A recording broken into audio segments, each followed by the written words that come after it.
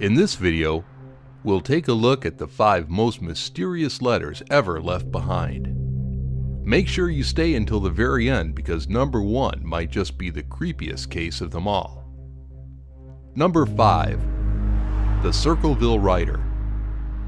Circleville is a small town in Ohio, a half-hour ride from Columbus, known for disturbing crimes.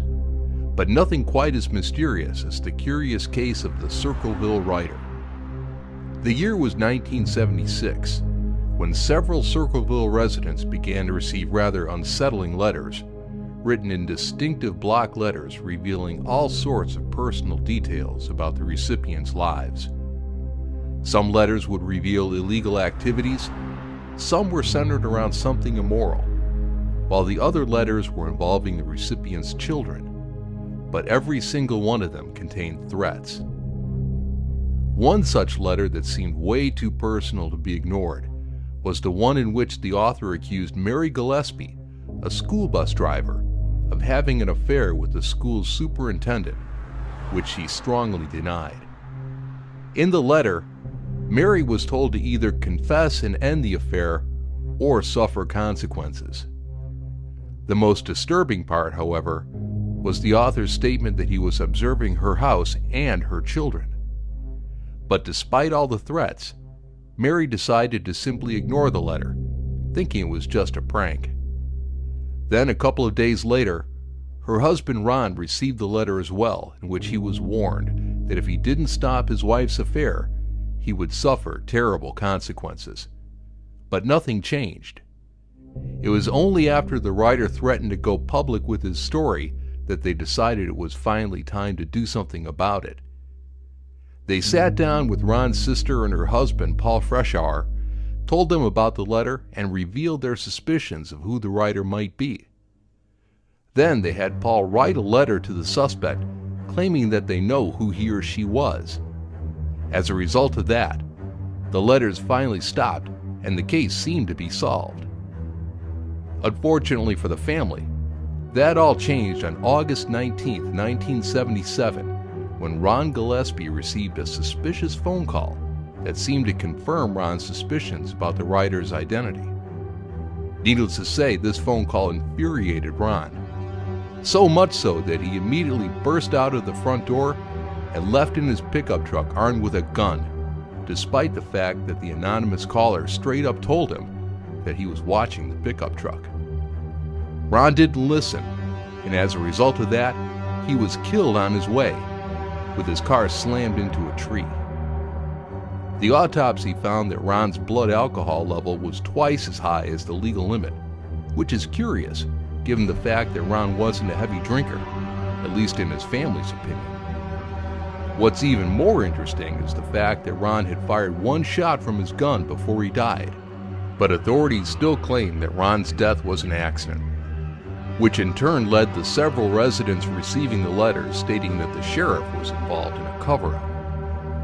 Mary and the superintendent eventually admitted their relationship, which they claimed did not start until after the letters were sent.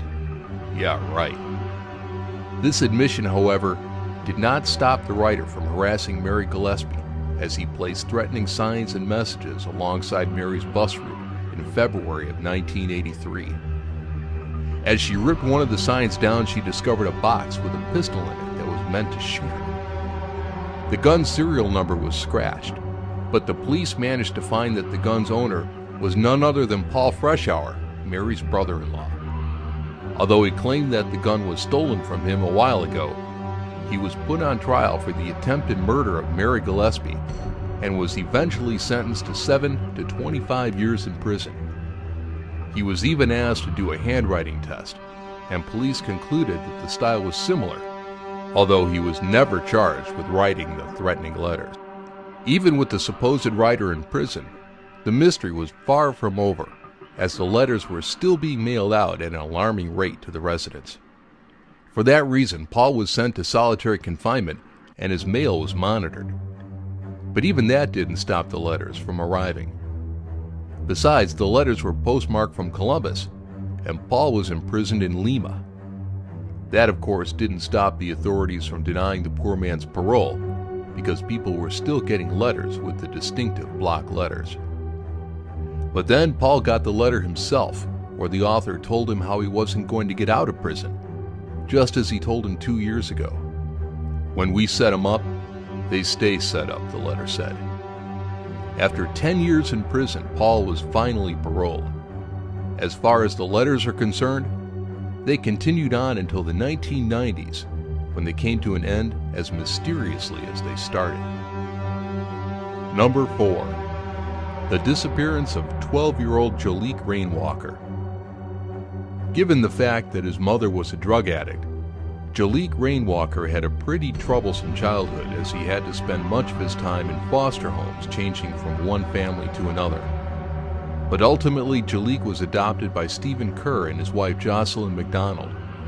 But this was when his story took a tragic turn. The boy was spending the night at his adopted father's parents' home in New York. He had just arrived on November 1st, 2007. But when Stephen Kerr went the following morning to check up on his son, Jaliek was nowhere to be found. He only found a goodbye note where the boy apologized for all the trouble he had caused over the years, insisting that he wouldn't bother them anymore. The letter came seemingly in response to the fact that Jaliek was an extremely violent boy, and it's because of that fact that his adopted parents supposedly had attempted to find a way to reverse the adoption. The authorities suspected Stephen Kerr, the boy's adopted father, because of his conflicting statements about where he was on the night of the boy's disappearance. In January 2008, a mysterious note was then mailed to a local news outlet that stated that Jaliek is still alive. As for the reason why he was abducted, the note just said that he was needed as a foot soldier for this war on drugs. The letter also claimed that the boy is okay, but that no one should ever try to look for him, as they are not there. Authorities then pleaded for the author to come forward, but no one ever did. Jaliek's disappearance remains unsolved to this day. Number 3. Granger Taylor. Granger Taylor was born on October 7, 1948 on Vancouver Island, a fishing town in British Columbia. Ever since he was a child, Granger showed great interest in constructing and repairing mechanical devices. He was a self-taught mechanic, and some people would even refer to him as a mechanical wizard, given how skilled he was in those areas. He spent his whole life at the farm with his mother and stepfather. Granger dropped out of school in the 8th grade and found a job as a mechanical assistant. A year later, he became self-employed and remained so until his disappearance. As a young man, Granger was obsessed with planes, trains, and cars, but eventually he became fascinated with UFOs.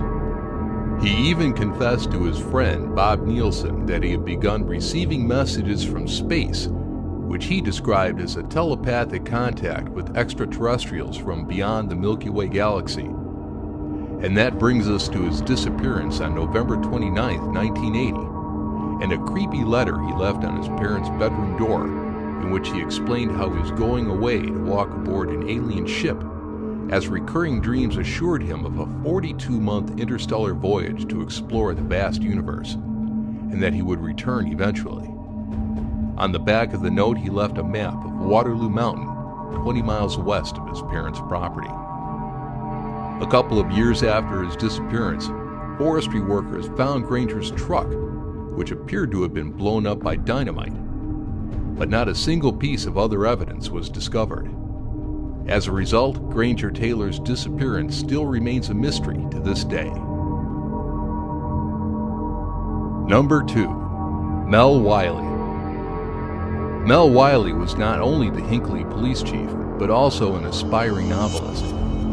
He never got to finish his mystery novel, but his life, or rather his disappearance, certainly became one hell of a mystery.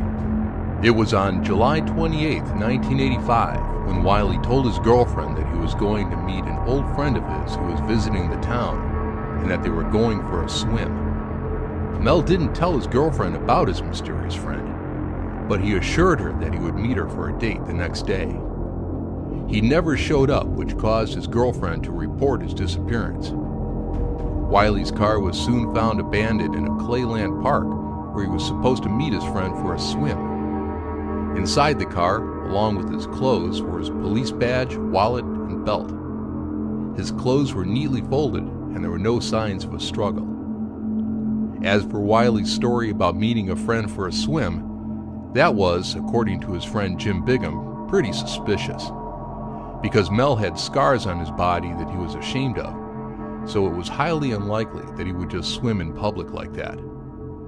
Bigham also told the authorities that the last time the two of them talked, Wiley asked some strange questions about police investigation procedure. It was almost as if he was planning his own disappearance. But the creepiest part of this already mysterious case was the letter Wiley wrote, in which he said, "I will have in one sense of the word gone away. It's a one-way trip, so I am told, with no option of ever returning. And perhaps that's just as well for any and all concerned. Try not to judge me too harshly. I'm not trying to hurt anyone, and if I do, that was not my intention. Right or wrong, I'm just doing what I think is the best solution for me." Number 1. The Watcher.